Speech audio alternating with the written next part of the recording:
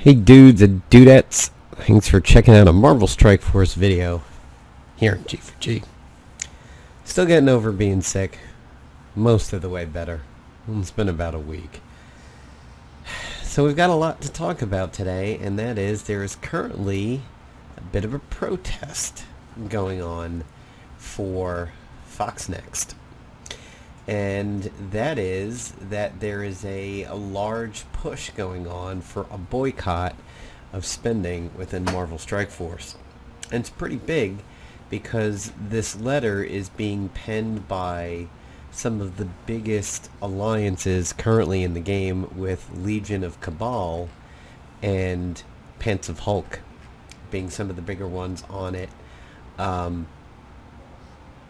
This is the picture of it, and there was a place where I think the signatures were. Huge boycott going on right now. I mean, the fact that this top comment over here, well, 6 of the top 8 are Legion or Pants of Hulk.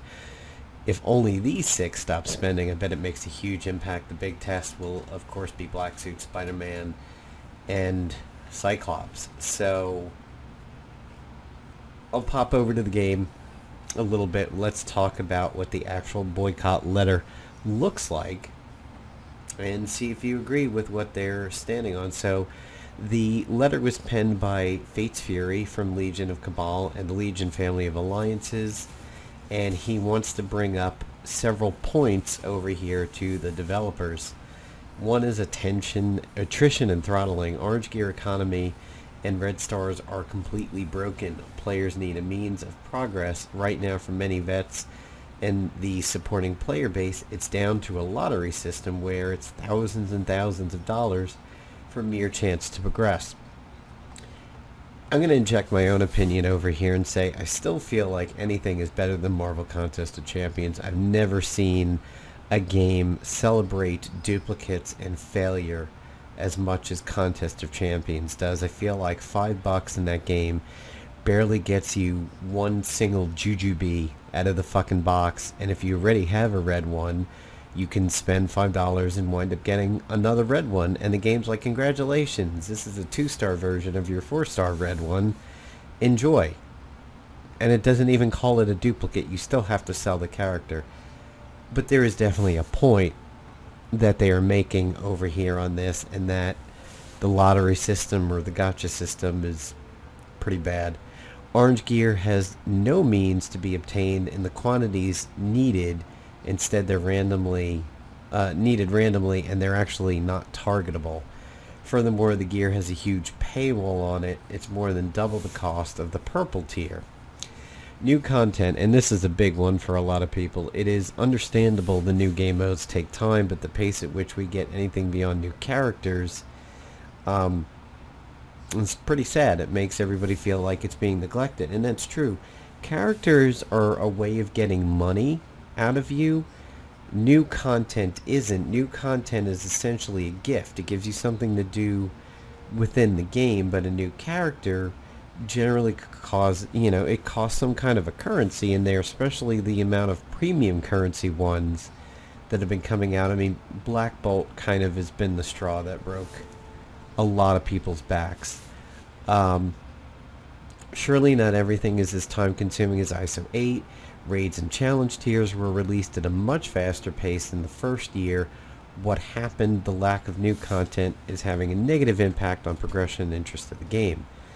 New characters. They are great for excitement and possibilities of what might be achieved, but then there's not enough gold, ability, mats, gear, and red stars being distributed, and it sucks the good out of the little bit of new content that they do get.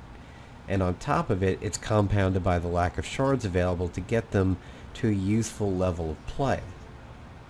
Yeah, all serious points over there.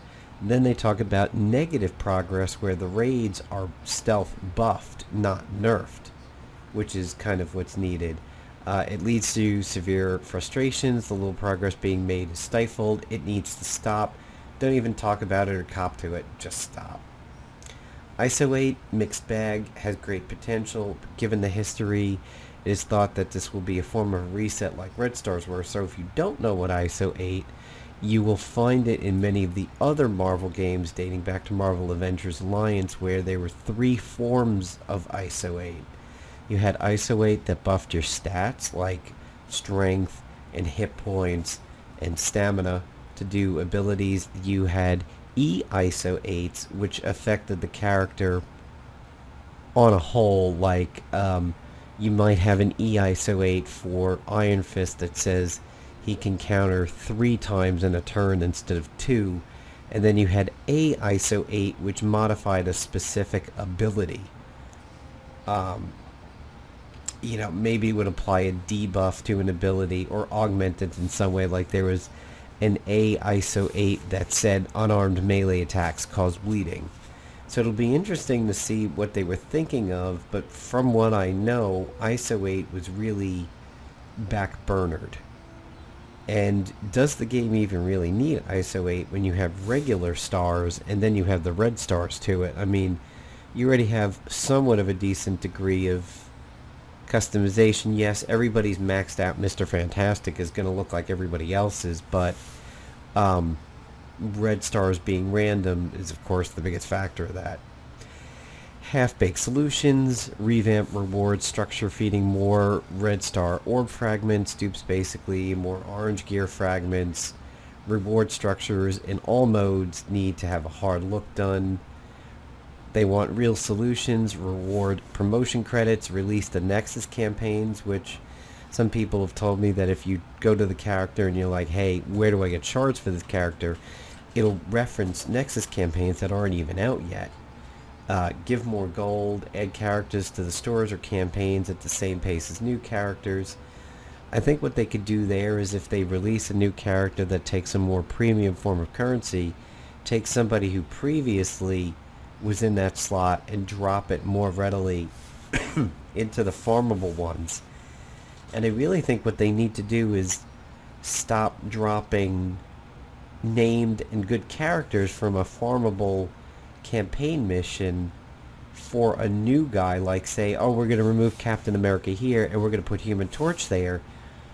No, why don't you take a node that didn't have a character assigned to it and drop a character into it and up the energy for it? Like, for somebody who comes along a little late to the game and is like, oh, I just unlocked the node where I can start farming Captain America. Yeah, I hear he's a great tank.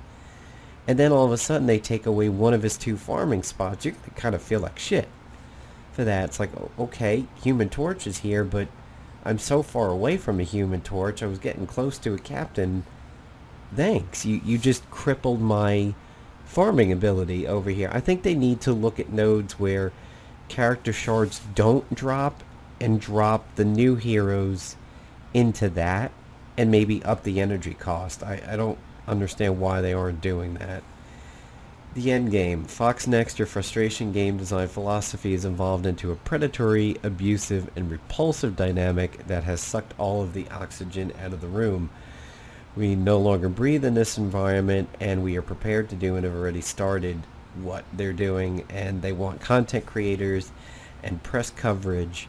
So, yeah, I'm doing my part in that to give these guys a little bit of coverage. You can see here in the Marvel Strike Force Alliance Facebook group, it's being talked about. This guy who was like, so what do people think about the 30 days of Red Star credits over here? Everybody's like, nope, boycott, don't spend your money. Here's somebody who doesn't have the gold to up these tunes. There's a lot of issues with it. Now, for me, I was just in a conversation several times over the last week about gold with one of my viewers, Darth Plato, and I seem to have a level of gold that is really high in this day and age, and I'm not exactly too sure how I got it up there, and I still have a lot of gold orbs available to me, so even if I started spending like crazy, I can get it back. And one of the things I wanted to do and have been holding off for it was opening my Karnak shards, which I grabbed well before the boycott ever started, so I do apologize if it looks like I'm not throwing in on that. I've just been holding this off for a video over here, which I like to do, and that cost me one particular time where I had some character orbs for a character, and then like the promotion ended and I couldn't get to the shards anymore, so I had to put in a ticket, and they did eventually give me back what they called the results of had I been opening them, so they just gave me the shards outright. But if you are a fan of the channel and you watch what's on my channel regardless of what game it is, you'll know that the video that I did earlier was concerning Blizzard and some of what's going on with Warcraft Refunded. And now this, which has actually been around for a couple days, it's people will begin to speak with their wallets. And I shouldn't even say begin to speak. People have already started speaking with their wallets to the game industry. The crackdown on loot boxes, boycotts like this, the mass influx of when people look for refunds on Steam, and now Blizzard is definitely going to be facing it with a 1.4 or 1.2 rated Warcraft 3 over here. And yeah, I submitted my refund for it too, because I was interested in it to learn more about a lot of the lore that I didn't know before I became a World of Warcraft player. I had lots of friends who knew tremendous amounts of lore of Warcraft, World of Warcraft, simply by playing World of Warcraft 3 quite extensively and Frozen Throne.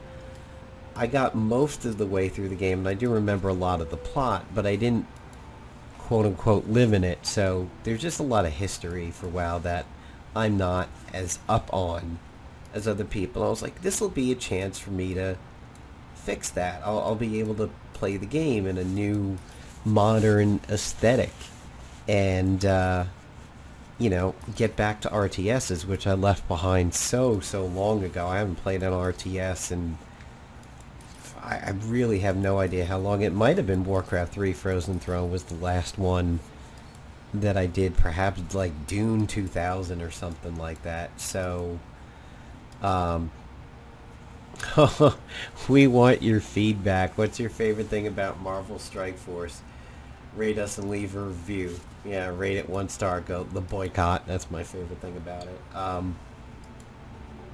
Let's actually take a look at that offer. So this offer, a lot of people said had this popped up a week ago, they probably would have pulled the trigger on it. I mean, $5 for nearly a month. Well, it is a month. It's a February month of stuff, and they're claiming it's 90% off, but really I recommend nobody pull the trigger on this. Even if this seems tempting, that means FoxNext can win. If you go on a hunger strike and they wave a Snickers in your face, you've lost the game if you grab that Snickers. Even if you're like, oh, I'm on a diet, I shouldn't have the Snickers, I really should have a salad with some Italian vinaigrette dressing on it. Yeah, the moment you grab that Snickers, you have failed what you were standing for. You know, even this one, $5 for 7 days of 7 orange elite orbs. That one's tempting. I've always had a problem with FoxNext's pay style within this. Wow, they are really trying to get everybody back. Look at this. Legacy orbs again for $5 for a week. Man.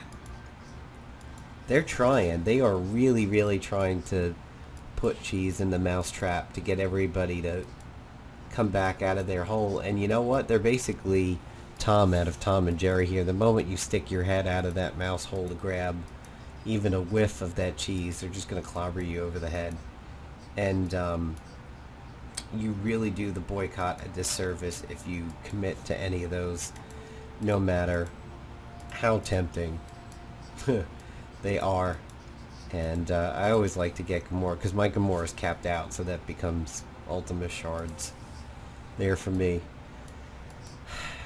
Yeah, I really do feel bad at times, promoting the boycott and saying, yep, everybody should do it, I'm part of it, when I have the level of gold that I have. And I really, again, totally admit I have no idea how it got that way. It's probably just being conservative about my roster development. And yeah, I mean, my top line is by no means a top line in a lot of people's eyes. But then, you know, I also did some fun things with my roster, like I was buffing my Scientist Supreme well before the AIM rework because I was building my own style of team. She was part of my debuff team where it was her, Doctor Strange, Mordo, Venom, and I forget who else may have been part of it. It may have been Quake, may have been Carnage, I don't remember, but FoxNext, I think, would do well to begin to implement something like that in the game where not everybody just has to be part of a team that is a team in name only. Like, if you look at my Blitz teams over here, not many of them are freeform. So my top tier team is freeform, and a lot of people will point out that Gamora's not really worth it anymore, so she should be dropped. If I'm doing blitzes and arenas, I should probably get rid of Night Nurse and not worry about the sustain, but go for raw offense. That would probably mean maybe moving X-Bones into one of those slots, but my top line is somewhat underpowered, and then it drops sharply after that. This is a shield slash big AoE team. This is a bunch of X-Force and Hero Brawlers. This was a summoner team of Kingpin, Loki, and him over here, who's, I'm being ridiculously stupid, and his name is failing me here as I'm put on the spot. Nobu, yeah. I mean, Nobu was super, super strong in the beta when the game first came out, but then he got a nerf, and nobody really considers him anymore.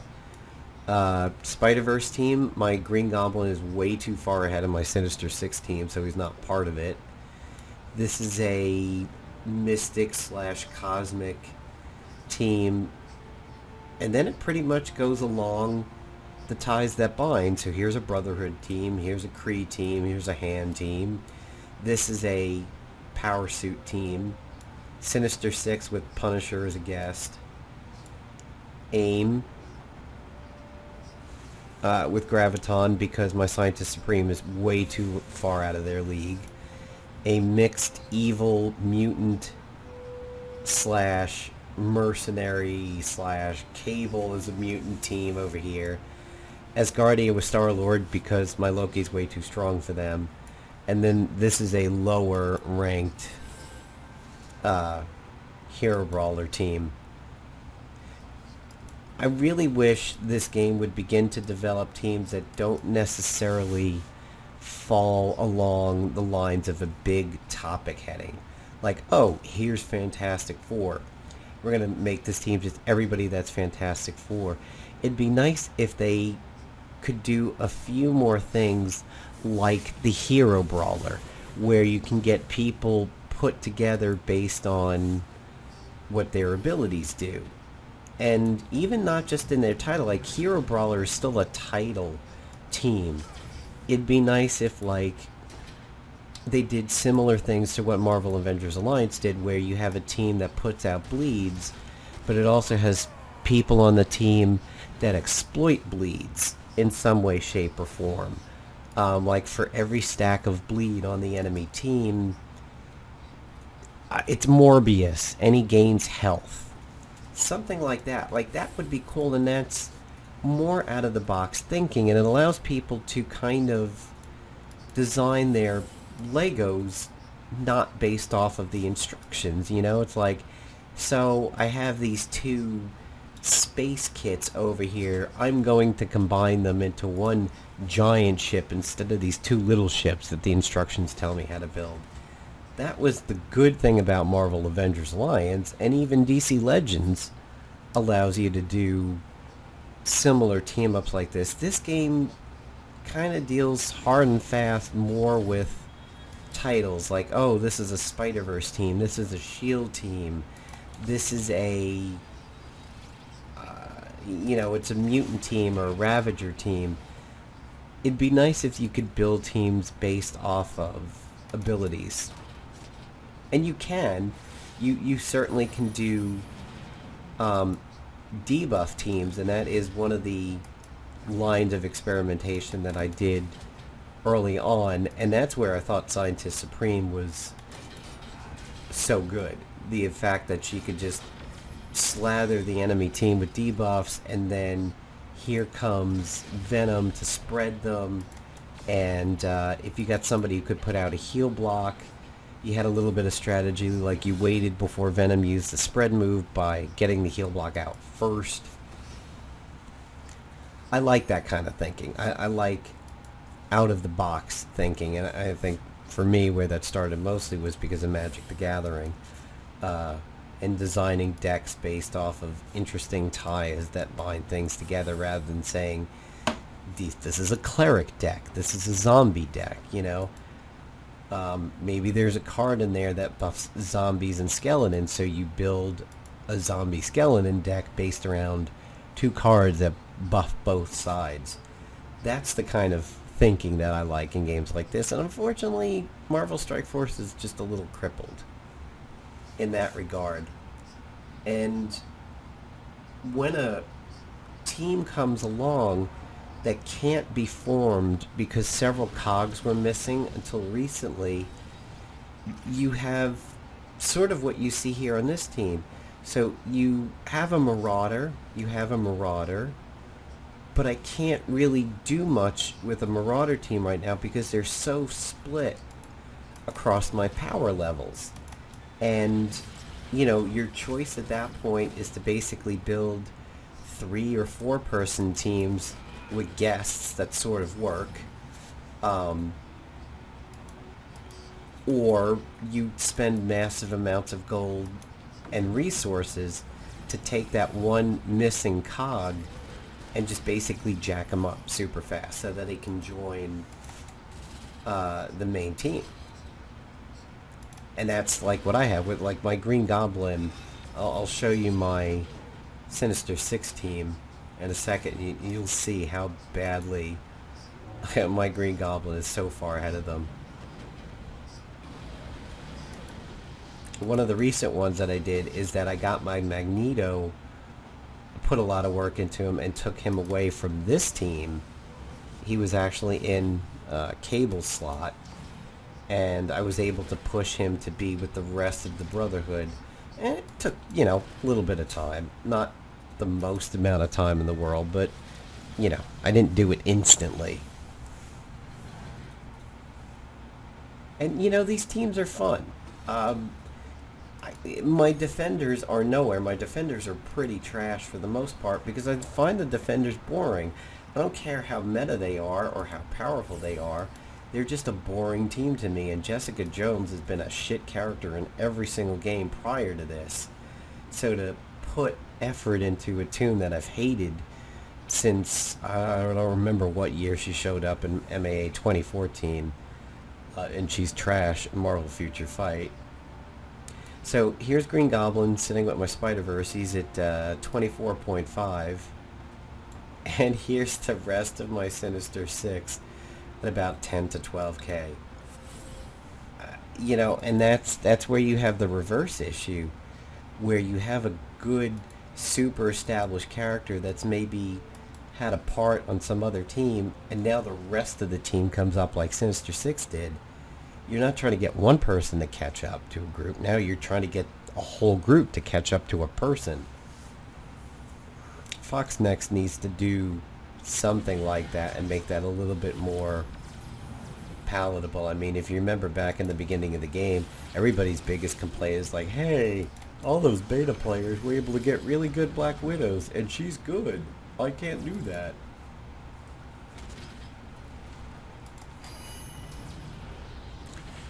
I love when my Punisher goes after that Mysterio ability.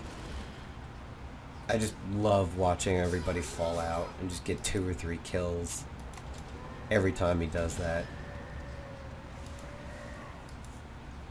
So yeah, it's the way the game is structured is I have a lot of teams that have a guest or two until they get in range of the big anchor, and then my teams get rearranged. So that's what I wanted to talk about with you guys. Want to let you know about the FoxNext boycott. I would encourage all alliances to definitely do that. It does not look like it is being asked for, hey, don't play, don't log in. It's just being asked for people not to spend any money on it. And no matter how many Snickers they throw in front of Gandhi on his hunger strike over here, don't be tempted. Don't give in. Stand in solidarity with those that are boycotting this, and hopefully we will get higher quality of life in the game. I don't think anything that is being asked for is unreasonable. I think everything they're looking for definitely sounds within reason. The stealth buffing of raids, I think, is definitely garbage. They need to be nerfed a little bit so that more alliances can participate in them better. And, you know, if they want to make raids harder to have the cream of the crop get separated, invent a super hard raid and let those alliances do it. And let more of the regular people get in and do stuff. So, anyway, guys, that's my opinion on it. By the way, I believe Disney has taken the license away from FoxNext, and we're headed over to Scopely. Scopely, as you may know, does Looney Tunes World of Mayhem, and I have finally decided to uninstall that. I told one of the people in my alliance, I'm done.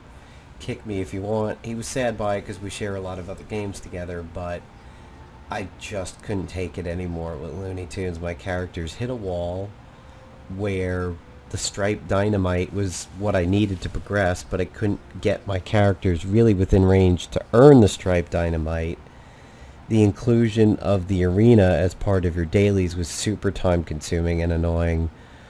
War, I just really had no idea what to do with war at all, and I seemed too weak for it, so I'm reclaiming my life back from dailies, and World of Mayhem from Looney Tunes was definitely one of the ones that was going to be on the chopping block.